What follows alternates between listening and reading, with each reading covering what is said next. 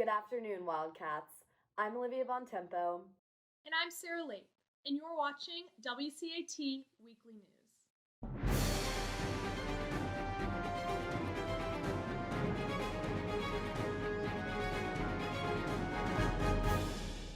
Good news. Today is technically Friday, and yes, we will be having a much-needed 3-day weekend. Rest up, get some homework done, and enjoy the day off. If you have a chance, head out to Lake Point this Saturday at 1:30 to cheer on the Volleycats as they face Morgan County in the state championship. We have 6 seniors that have been part of the state finals the last 3 years, and it's a very competitive group. So all 6 of those are starters, are contributors. They're confident. They kind of have that cohesion of that senior class. So heading into state, and after watching film against Morgan County, we've noticed that their strongest player is their outside by far. So she has a really high hitting percentage, but we're going to put up a good block against her. Tickets are available in the link below. The football team is headed to Godfrey Stadium tonight to face the Cedar Grove Saints. Make sure to tune into NFHS because WCAT will begin streaming at 6:45 p.m. Also in sports, the girls and boys cross country team will be headed to Carrollton this Friday for the state championship meet. Our mindset is just to focus on ourselves and to get our run on. We aren't stressing about times too much. We just really want to have a good race and just get out there and have fun. We've just been looking at places for Oconee County, but not necessarily times. So we are really excited just to get out there and get in our groups. So we're definitely wanting to make sure that we're having good grouping, but at the same time we're trying to focus on our individual times and making sure that we're staying ahead of the other runners, our opposing teams. It's more important to focus on place rather than time. And so we're trying to push each other and work together, but we also don't want to hinder each other. The key is to keep moving. Our signature is that we might start slow in a race. We might be in contact, but not really up at the front, except for maybe Matthew Fernando.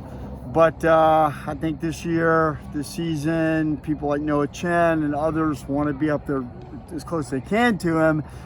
And then keep moving all the way through our top 7. Even our 7th runner. If our 7th runner can get in front of Oconee's 5th or 4th or 3rd man, that just drives their score up that many more points. So, our signature is just to keep moving throughout the race. If you run into any trail cats around campus, make sure to wish them luck in their big meet. As the cold weather moves in and flu season approaches, we have some new guidelines set in place for lunchtime. Lunch should now be eaten outside and quickly. However, you may eat inside of the Brewer Cafe and Malone.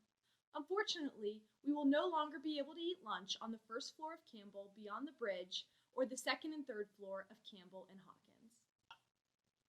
Now, we want to congratulate some of our academic teams. The Math Cats are participating in an online international competition called Math Madness. They have won 2 out of 3 competitions so far. They narrowly lost to the Harker School in San Jose, California, and were won over the Winston School in San Antonio and St. Margaret School in Minnesota. Also, congratulations to the Catfish on their meet yesterday. The girls' dive team and boys and girls' swim team all placed first against Mill Creek. Have you ever wanted to attend the Christian Life Committee's FMF or Friday Morning Fellowship? Well, it's back.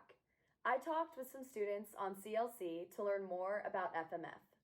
This year we're having FMF on Zoom every Friday morning at 8:15. There'll be a student or faculty speaker for the first few minutes, and then we'll break out into smaller groups and discuss some questions that Reverend Charney will give us. It's a great opportunity to get to know members of our community, and it's always fun. Email Reverend Charney for the Zoom link. CLC meets every Friday at 8:10 to host FMF. If you want to join, the Zoom link is posted on the student announcements. Yesterday on Election Day, some students and faculty had the opportunity to work at the polls in the Atlanta area. We got the scoop of what their experiences was like. So I worked as an assistant manager at my precinct, which was located up north at Woodland Elementary School. As a 17-year-old who just missed the cutoff to be able to vote in this presidential election, working as a poll worker was a great way for me to get involved in the election process, and while my voice couldn't be heard, I was able to help others' voices be heard. I worked the polls yesterday from 5 a.m. and I was there until about 8:30 p.m. So it was a really full day, but it was really easy, the voting process. I just checked people in, and there was no line all day, so everybody just went smoothly. But I think a lot of people voted early, and that's why there was no line. Wow, seems like a great chance to get more involved in the voting process. If you were able to vote yesterday, congratulations. I'm Olivia Hazlehurst with WCAT. Now back to you in the studio. Mr. Monahan had the amazing opportunity to volunteer to work at the polls yesterday. Olivia got the chance to sit down with him and discuss his time working and his updated interpretations of the election results that we have so far. So by the time the Westminster community watches this on Thursday morning, obviously things may have changed. But can you help us understand what we think we know about the results we have, at least at this point? Sure. So I know that last week we had a segment where I talked about that we have 50 states.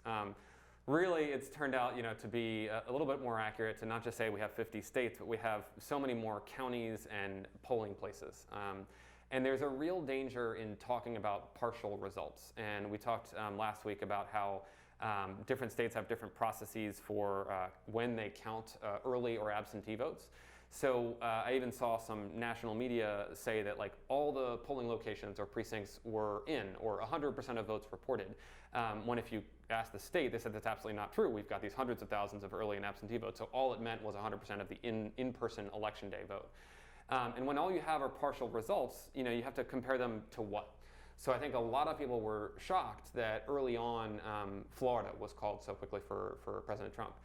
The reason for that is that Miami-Dade County, he overperformed the polling and the expectations there, and so people were wondering, is that going to be something we see in other parts of the country? We talked about bellwether counties and correlated states, but there weren't actually that many places that are similar in demographics or outcome to Miami-Dade. There was a poll that showed Biden with a real chance in Ohio, and he lost Ohio, but he came awfully close to the polling.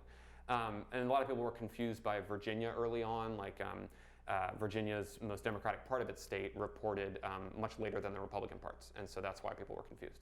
A quick note for those of us that are fans of the TV show The Office, there was an interesting result from Lackawanna County, so the county where Scranton is in Pennsylvania. 20, 30 years ago, it was a very traditionally Democratic area, but it swung hard toward Trump in 2016. And it's an area that he didn't win, but he came much closer than Republicans had in the past. And so he lost it by only 3 points.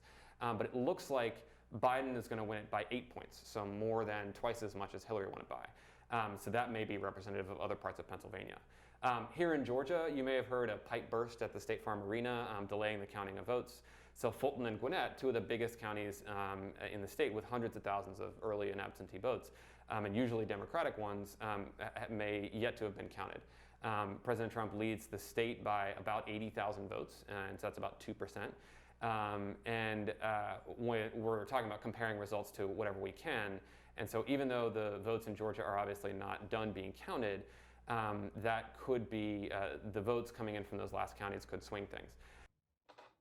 As we continue to watch the updates from the election, let's remember to have respectful conversations with each other. That's all for this week. I'm Olivia Bontempo. And I'm Sarah Labe. Thanks for watching, and we will see you next week on WCAT Weekly News.